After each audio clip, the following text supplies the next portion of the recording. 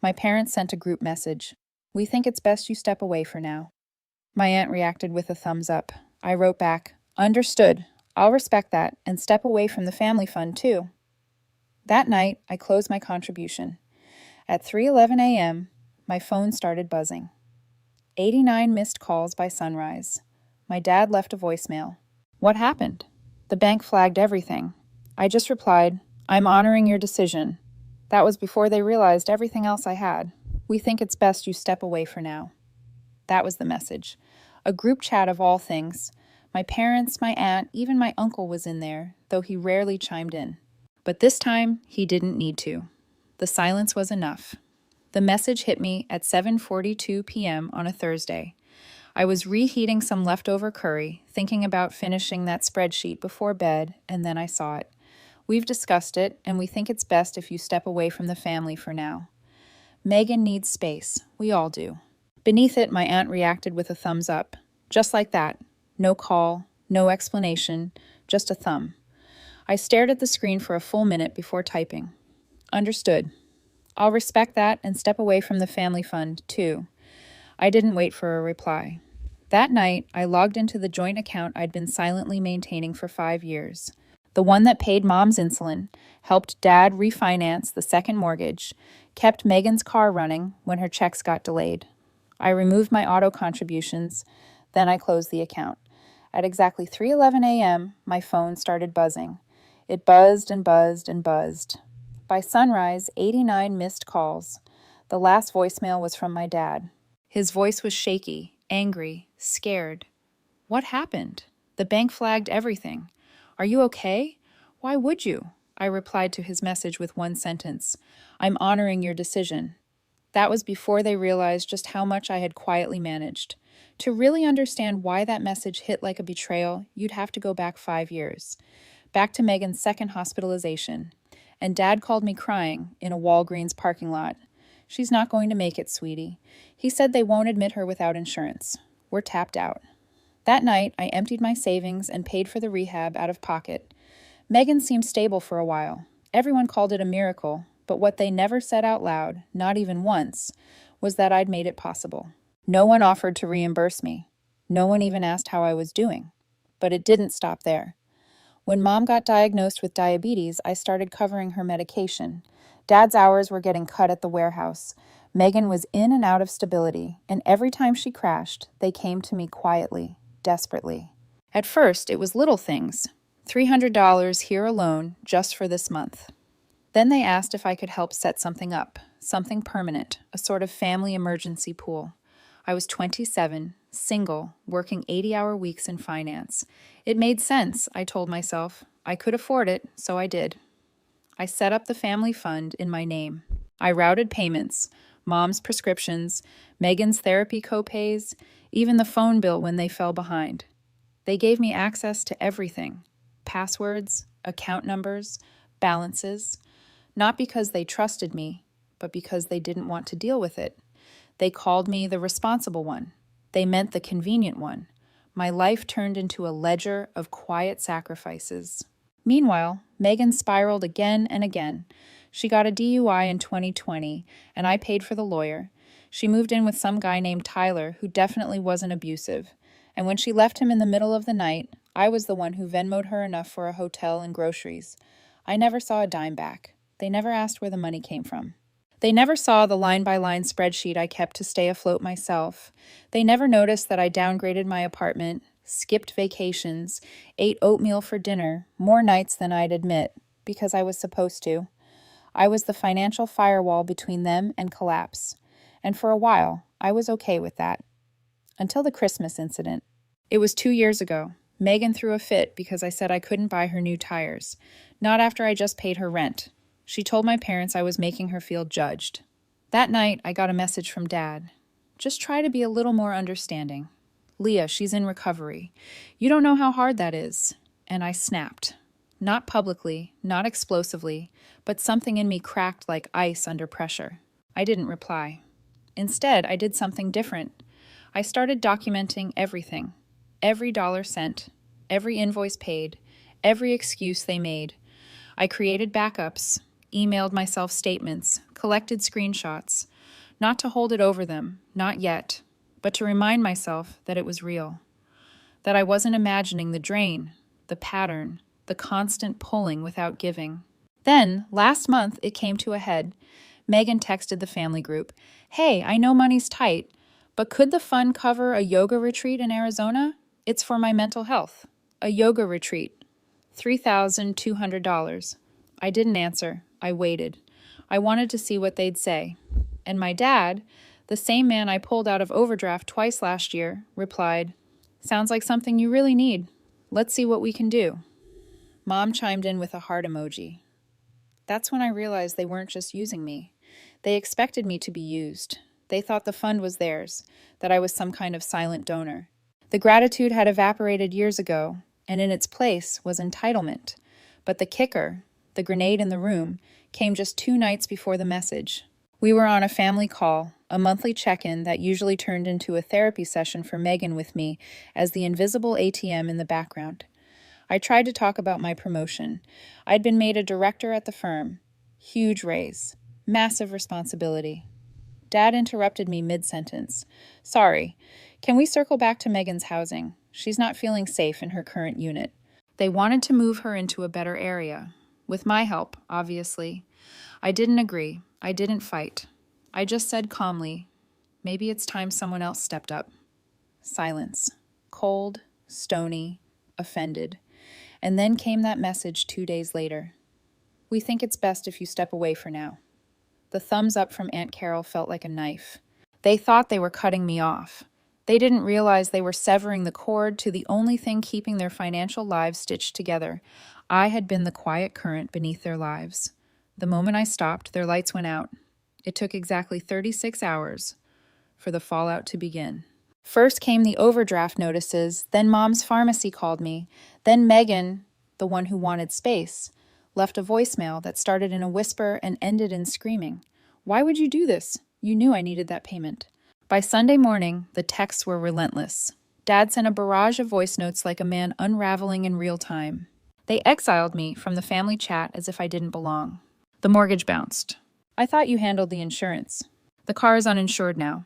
"What did you do to the utilities account?" "The bank locked our checking, said there were multiple red flags." "You need to fix this. As if I had broken something. As if I hadn't just stepped back like they asked. The real problem wasn't that I stopped helping. It was that they never realized how much I was holding everything together. And then came the family Zoom call. My cousin Emily set it up, pretending it was just to talk. But the second I joined, I saw their faces lined up in neat little rectangles like a jury. Mom's lips were pressed so tight they looked bloodless. Dad was pacing. Megan had tears streaming down her cheeks. It looked rehearsed. Aunt Carol sat smugly in a scarf and pearls like we were in family court. "Why did you do this to us?" Megan started, voice quivering. "You just abandoned us." "After everything I've done," I said. "You mean after I paid your rent, funded your rehab, and got mocked for saying no to your yoga retreat?" "That's not fair," she began. "Fair?" I snapped. "You want fair? How about this? For 5 years, I've covered your financial trail like a forensic janitor. I've cleaned up your messes, paid your overdrafts, bailed you out while you posted inspirational quotes about healing and alignment. And the moment I hesitate, you exile me from the family chat like I was disposable." Mom finally spoke. "It wasn't exile. We were giving you space too." "No, you weren't," I cut in. "You were siding with Megan again, like you always do. You just found a polite way to tell me to disappear. So, I did." Dad folded his arms. "You didn't have to cancel the fund." "I didn't cancel it," I said. "I closed it. In my name. Funded with my money. Managed by me. That family fund was never a trust. It was a leash." His face turned red. "We trusted you." "No," I said. "You used me." Then I opened the folder beside me and clicked Share Screen. A spreadsheet appeared. Rows and rows of payments, dates, amounts, every dollar tracked. Rent, medical, utilities, repairs, Megan's retreat that I almost paid, the overdrafts I fixed, the emergency dental for Aunt Carol, even the Uber receipts from the time I paid for Mom to get to the hospital at 2 a.m. during a panic attack. "Wow," whispered Emily. "Who even keeps all this?" Carol sneered. "Someone who knew one day you'd gaslight her into thinking she made it all up?" I said nothing, just stared at the screen. Then I clicked to the final tab. It showed a running total. So 87 known trades. Dead silence. Dad stepped back from the camera like he'd been slapped. "You've been keeping tabs on us," Mom said, horrified. "No," I said. "I've been surviving you." Megan lunged at the screen like a child having a tantrum. "You're just bitter. You've always been bitter because no one gives you a gold star for being the good daughter. You want applause for acting like an adult." "No," I said calmly. "I just want boundaries, and I'm done being your financial safety net." "That's rich," Carol muttered. "You think money is the only thing that matters." "No," I said, "but it was the only thing you ever came to me for." Then I closed the spreadsheet, stared into the camera, and delivered the final blow. "I've already contacted the bank. All joint authorizations removed. My name is no longer on anything related to your accounts. The credit cards? Closed. The shared utility auto pays? Canceled. The insurance premiums? You'll need to re-enroll yourselves.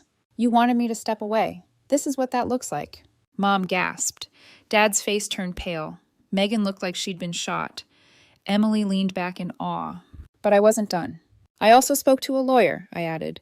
"You'll be receiving documents in the next few days. I'm dissolving any legal ties between me and the family trust that was never formalized, just in case someone tries to dip into my credit or open anything in my name again." "You're overreacting," Megan shrieked. "You're cutting us off." "I'm protecting myself," I said. "From now on, I'm not your plan B, not your fallback, not your free ride." Dad looked broken but said nothing. Mom was quietly sobbing now. Megan stood up and walked off screen, slamming something in the background. Carol reached forward and ended the call without a word. And I sat back, heart pounding, hands trembling. But for the first time in a decade, I wasn't afraid of the fallout, because I had nothing left to lose, except the weight I'd been carrying for too long. The silence after that call was almost eerie. For the first time in years, my phone didn't buzz with a, "Hey, quick favor," or, "Can you just cover this one thing?" There were no guilt-laced voicemails, no crying emojis, no passive-aggressive posts from Megan about family who turns their back. Nothing. It was like I'd vanished. At first, I thought maybe they finally got it. Maybe they were learning to stand on their own. But I should have known better. Exactly 10 days later, I got an email from an address I didn't recognize. A burner, clearly, with a single sentence. "You've ruined everything."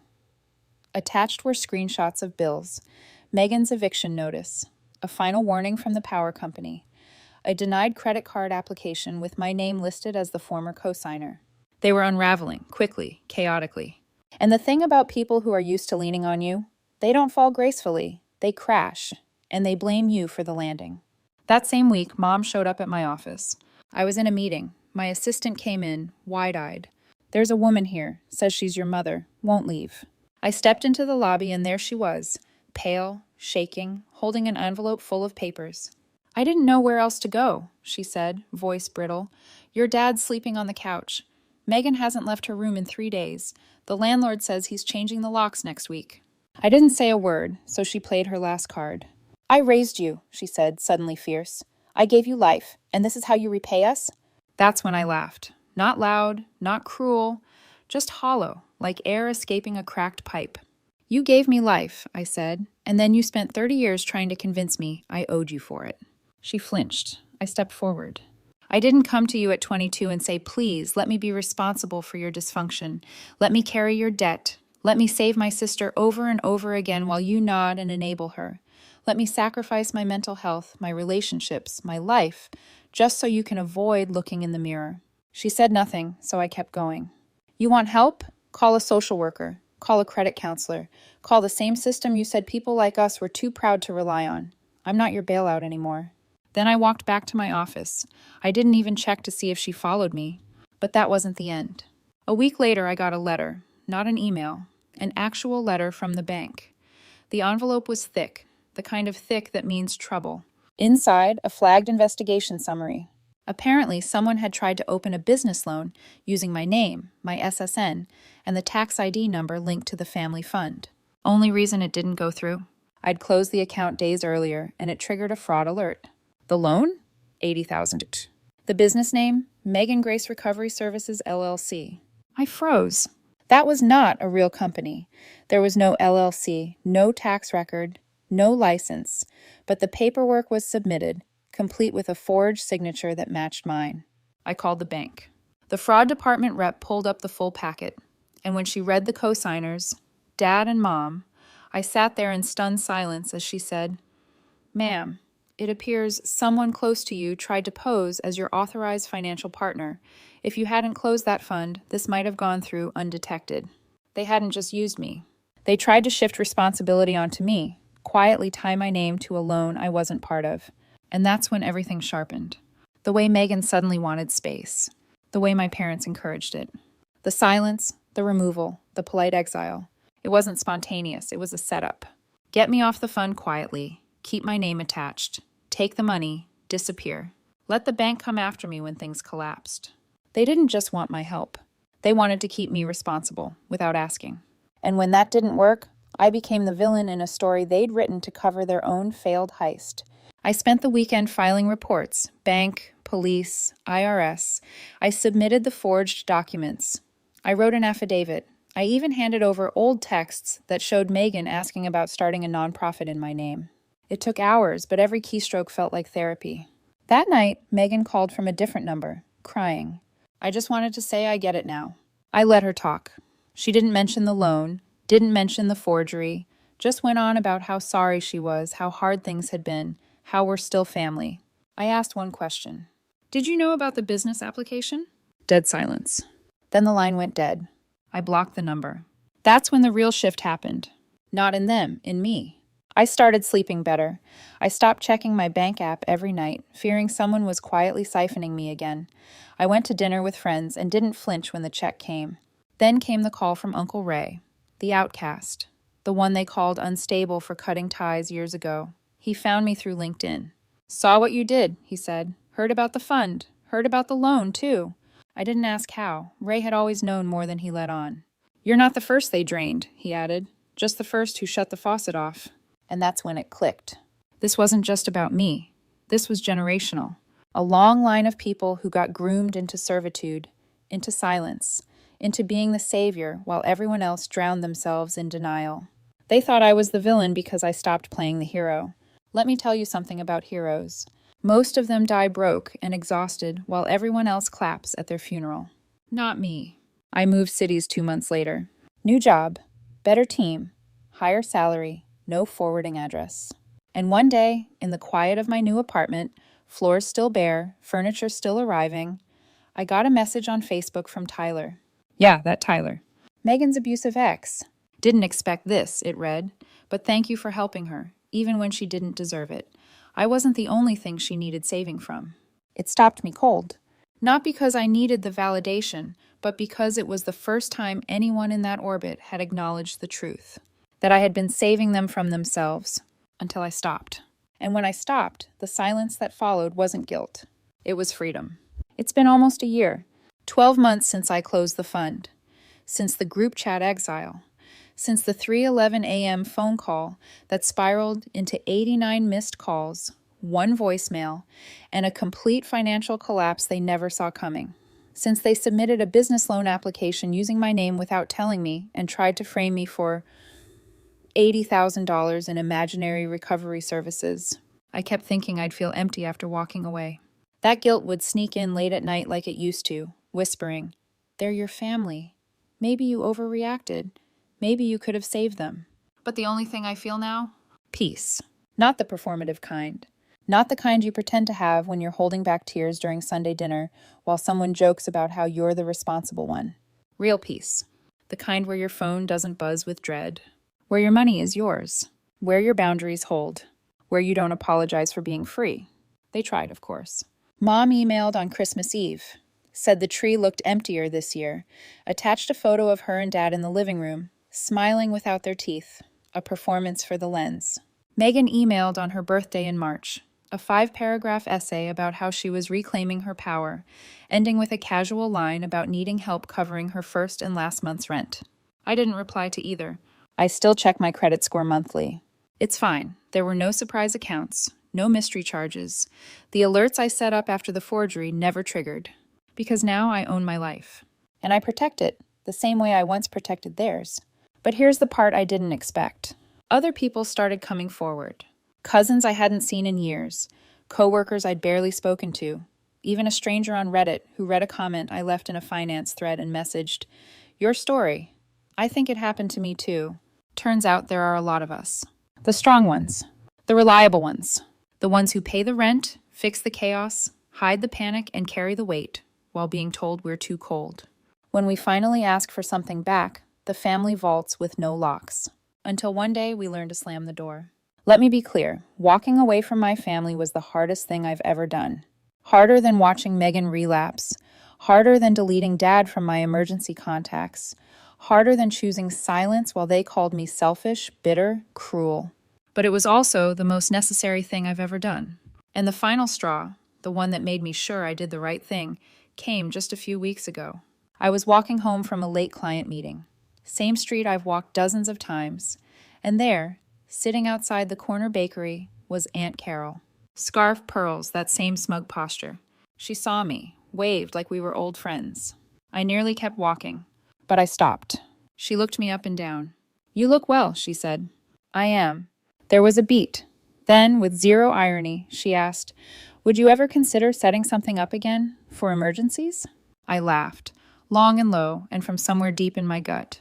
Then I said calmly, "I did. It's called my future." And I walked away.